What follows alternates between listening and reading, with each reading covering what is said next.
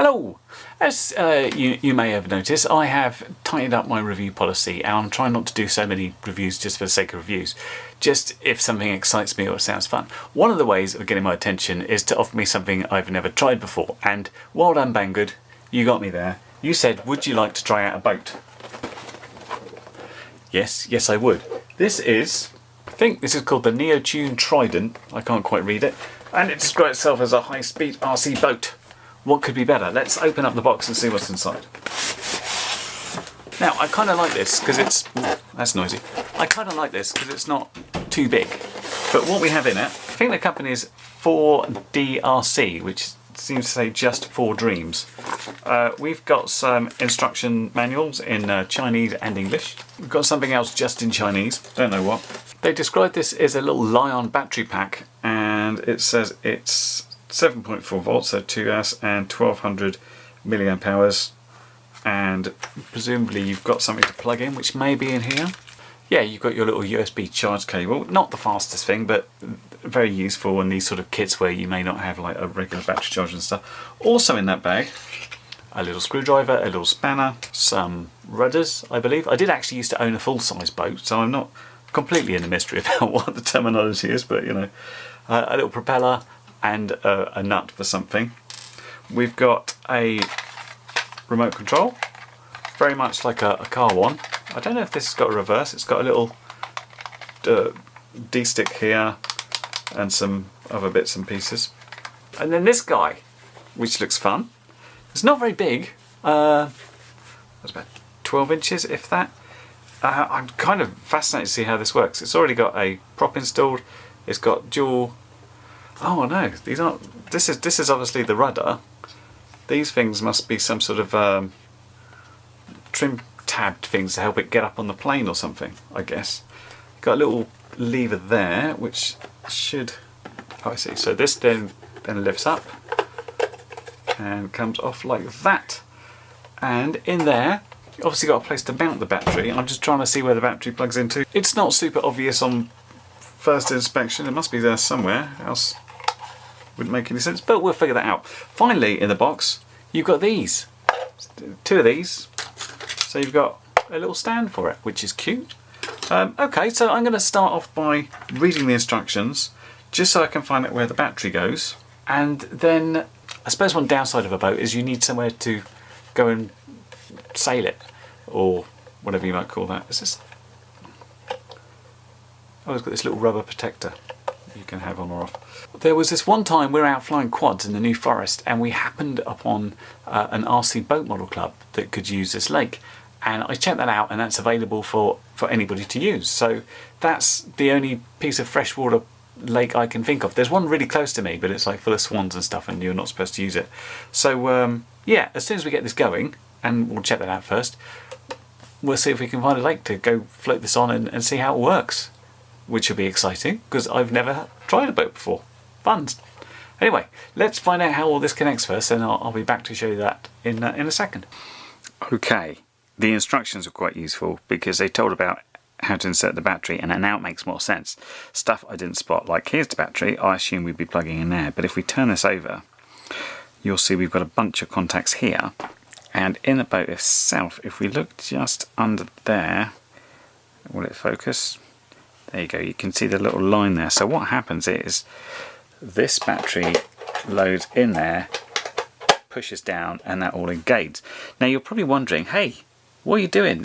Why are you powering on? Or where's the power on switch? And the answer is there isn't a switch, but this has a protection, so if it's not in water, it won't power up. And I presume, and I'm just looking, you can see this little tube going there, and going underneath and seemingly across either the motor or the ESC. This is water cooling in some way. It seems to have, perhaps sucks water up there and blows it back out one of these holes or something. And whilst I trust this probably works, I didn't want to just, you know, go to the pond 40-minute drive away without doing anything to test it. So I figured it's going to be a case of just putting it in the bathtub, make sure, you know, the prop turns, the rudder works and everything binds up and stuff. So let's do that next. Well, welcome to the exciting world of the bathroom. I've gone ahead and I've put 3 AA batteries in this. You can see it's flashing ready to bind. We've got the boat here that I'm going to install the battery in. Pop that on like that, and hopefully when I put it in the water it should suddenly bind. Ah yeah, something's happened. That's cool. So if we steer, you can see the thing working, and yeah, we've got frost. Oh, it does go backwards. Well, I'm not going to do anything in the very short amount of space that is the bath, but the main thing is we can see we've got thrust and we've got steering, and yeah, now we can take it to a proper pond / lake and see what happens.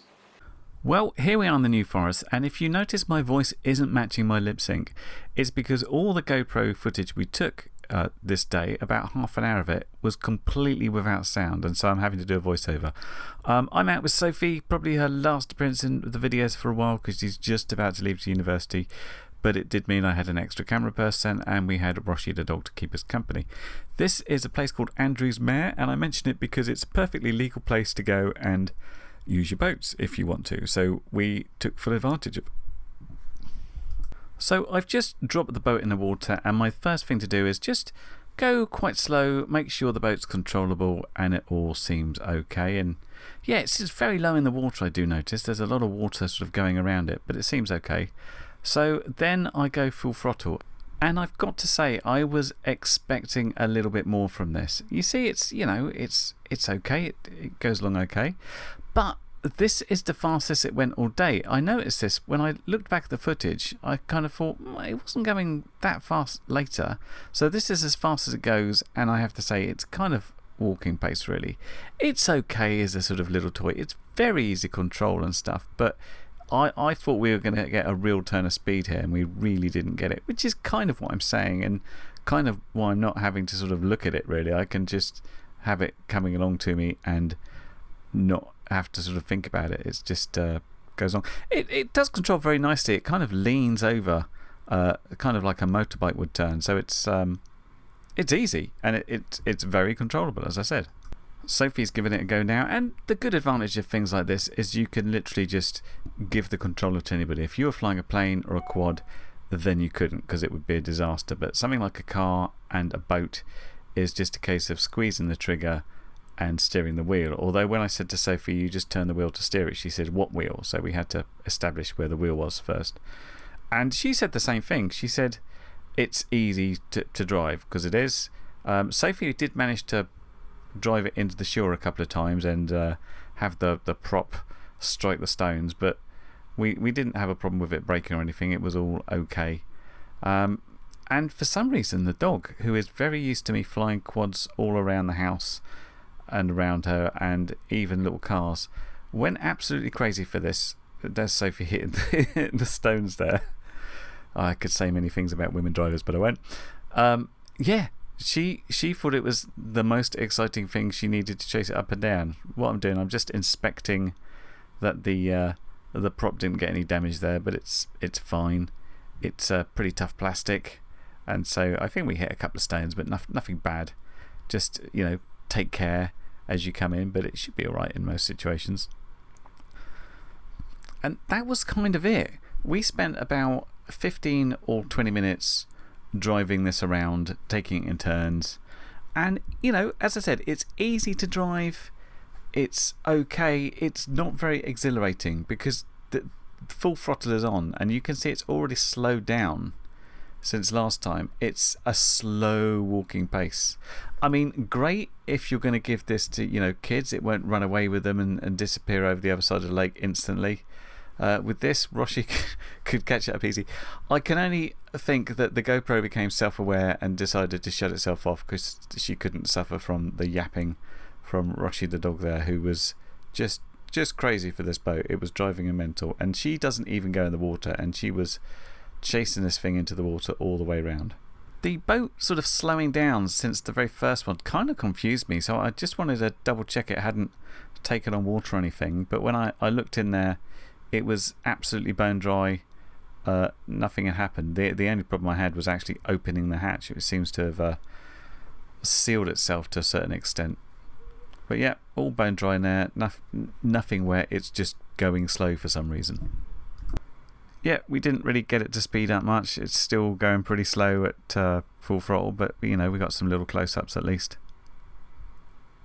It's a little hard to see, but just up on the lake by the car there's a man also driving a boat, but his is zipping about at proper speed and gave us incredible amounts of boat jealousy. So we decided to go have a chat with him later. And just to show the pace of this thing, there's me going full throttle, having an awful hard time keeping up with it, as you can see there with my over exaggerated expressions. Yeah, I think the takeaway from here is it's not very quick. We did find that if you went backwards at full throttle, it would turn into a submarine, which is possibly the most exciting thing it does, but of no possible value at all. And I'm slightly suspicious that having that much water going over is going to have water coming in. But yeah, at this point, we're both getting a little bit bored with it because it drives around, but it doesn't do anything exciting, basically. When I got it back, there was quite a lot of water in it. I shook most of it out, but you can see it's still wet in the inside. I'm sure that's from driving backwards and turning it into a submarine, which is possibly not the wisest thing to do. And here was the guy having the proper boats. He was just converting some of them over to electric and was having a couple of problems, so we were having chats about types of LiPo batteries and the potential of ESCs going into thermal shutdown. And he was saying one's overpropped, and he still had some on like 27 megahertz and 40 megahertz and some on 2.4. But basically, the ones he was going with that were really fast was, again, some little cheap shop bought stuff, which was so much better than the ones we had to mess with. So we were still a little bit jealous. Well, there you go. That's our boat. And what can you say about it? Well, in a word, I have to say disappointed. You know, I hadn't had a boat before. I was looking forward to them really sort of skimming over the lake and being really, really quick. And this wasn't that. It was a bit disappointing in speed terms. When I looked at the gubbins about this said it should do 45 kilometres an hour, which I tend to think is slightly faster than me walking slowly. So I don't think that lives up. Perhaps I got a dodgy one. Perhaps this doesn't work for some reason and the motor doesn't spin as much as it should. But everything seemed to work. It did what it said it would. It just didn't go as fast as it did. I mean, it also says in the spec that this is a completely waterproof thing. It's still wet now. I've got to get this dried out. There was quite a lot of water in there. When I turned it up, stuff poured out for a little while. So maybe don't drive it backwards at full throttle. On the remote, and by the way, I tried trimming it fully upwards to get the throttle even higher. On the remote, it does actually have this like capsize thing. So if it flips over, you press this and it's supposed to right itself. But much like the fact that if I drive my car around the corner at 5 miles an hour, that doesn't flip up. The chances of this capsizing on the normal controls seems a bit, you know, out there. But as we said at the time, it's very easy to drive and very easy to steer. That works, so it's a good kids thing, and it really is more of a toy than anything else, so you can't take it too seriously, I guess.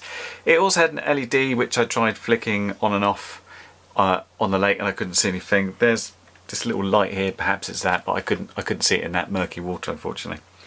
On the plus side, this is a $45 kit with everything, this and a battery, so I guess the expectations should have been lower. But it says 45 kilometres an hour. I expect to go that fast. So I can't really recommend it unless you specifically want something that goes slow so a small child can play with it. But yeah, I'd be in the market for another boat, but I'd need it to go at proper speed, really skimming and being crazy. That's what I'm after in a boat, not this one. Anyway, kindly supplied by review for Banggood, and you can check out links down below if you want to check it out. I'd have a look round for other boats though if I was you. But that's just me. I want speed and out of controlness and craziness from something like this, not the sedate walking pace that this gives me. Anyway, hope that's been helpful. I will catch you next one. Bye for now. Well, you've made it to the end of the video, so thanks once again for watching. If you like what you saw, then please consider subscribing, and if you really like what you saw, then be sure to check out the link to my blog for a variety of ways in which you can help support this channel.